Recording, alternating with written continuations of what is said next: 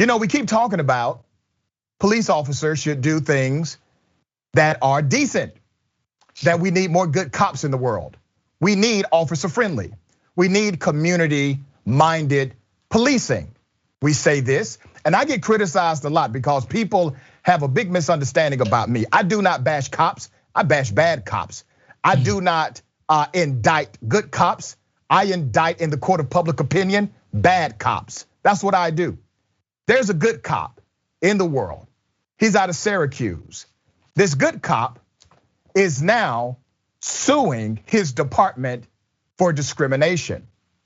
Let me give you some background as to what happened. Black Syracuse police officer has now been disciplined for listening to rap music days after filing a racial bias claim. Now keep this in mind. The rap music that's on the social media post that they are referring to isn't even coming from his vehicle. He's not the person playing the rap music, in other words. But they decided to discipline this police officer for having rap music while being on social media somewhere around him. The background to this is quite amazing. This is one of those officers who routinely interacts with the community. He plays basketball with children on a regular basis. He has a program to buy them tennis shoes. As a matter of fact, I want you to see this for yourself. This is Officer Brandon Hanks. Let's play some of that video. Call him out. Get that on camera too. Call him out. Oh, I got it. That's King on shoot. 15, 16, 17, 18, 19, 20.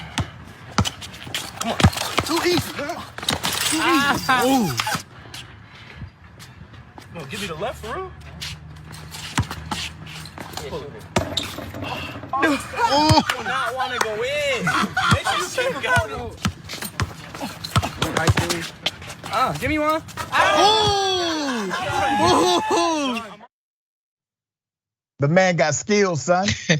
He got skills. So here's what he does. He doesn't do this as a one-off. He does this on a regular basis.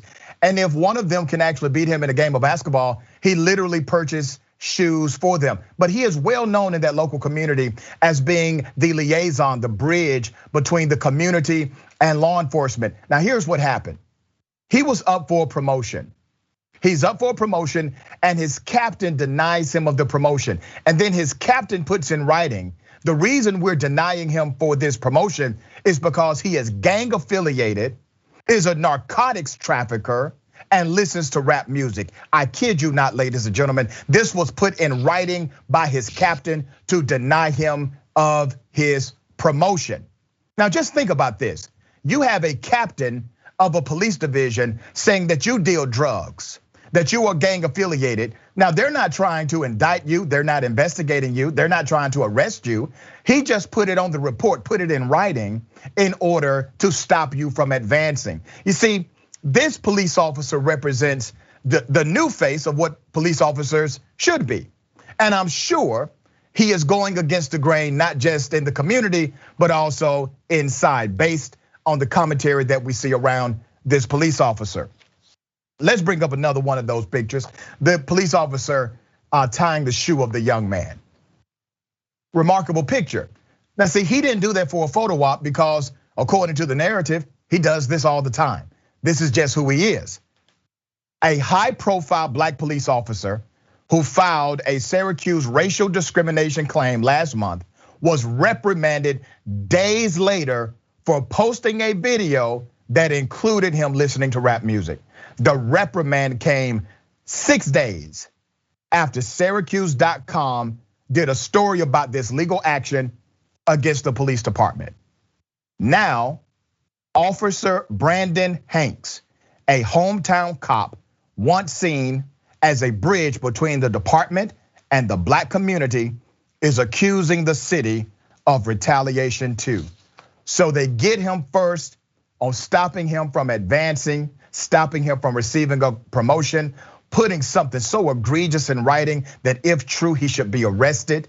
And then Days after he says, this is discrimination. And big ups to him for even saying it. Big ups to him for not going along with the good old boy system. He files the claim. 6 days after that, what do? They go on his social media account, and because some damn rap music is playing in the background, they give him a reprimand. Remember, in the initial complaint about why he should not receive the promotion, part of the complaint was he listens to rap music. How in the hell can listening to rap music stop you from becoming promoted in law enforcement? Big Wos, your thoughts? You know, like we always say, Rashad, the problem is cultural. It's systemic. In a culture like policing in America, they don't like when you stick out.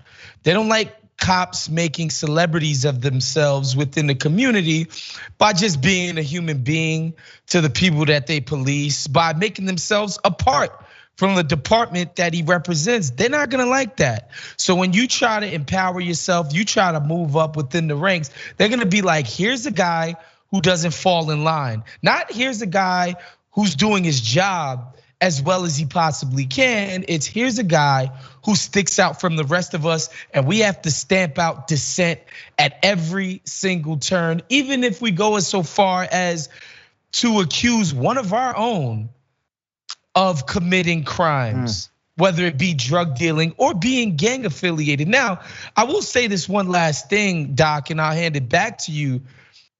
I come from the era of Jay-Z, Nas, Biggie Smalls, Wu-Tang Clan, et cetera, et cetera. That's what I come from. And there's some rap music these days that you probably should get fired for playing. I'm not gonna lie, I'm not even gonna hold you. But that's the thing, Big Wos. He wasn't the guy playing the rap music. Right. He went on social media, and so rap music happened to be in the background, and so they used that as a reason to reprimand this police officer days, obviously, after he filed the complaint. There are some significant actions that I think we should highlight and pay attention to. One, obviously, is the way he engages with the community. That is significant and that is worth noting. But two, is the fact that he's willing to not stand by and allow this to happen without making a proclamation public. I know many police officers who have said to me off record, hey, it's discrimination inside of the police agencies. We face discrimination too. And I've heard police officers say to me, well, Rashad, we face discrimination at work, and then because we're cops, we face discrimination in our own community. Well, this police officer said, okay, here's what I'm going to do with this discrimination. I'm not playing the game with these officers. I'm going to make a public claim showing exactly what they have done. So I think those actions are significant, and they are required for good cops to stand up for themselves. Yeah, what he's doing is quite brave, honestly, Rashad, because generally what they'll do when you're not falling in line is they lobby threats. They say at some point out on the line of duty, you're gonna need somebody to quote unquote have your back. You never know one day when this brother's out there trying to handle something and he needs backup, where all of a sudden they got held up for something, or people are 2 minutes late or 3 minutes late when they could have been there right on time. What he's doing is quite brave, because let's face it, man, the cops make the official story of whatever it is that happens out on the street.